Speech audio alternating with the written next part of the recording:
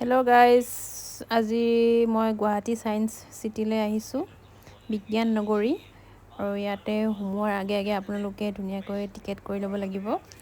আৰু টিকেট আপোনাৰ পাৰ পাৰ্চন 50 ৰুপিজকৈ হয়, আৰু ষ্টুডেণ্টছৰ যাৰ মানে ID কাৰ্ড থাকে তাহাঁতৰ অকল 20 টকা হয়।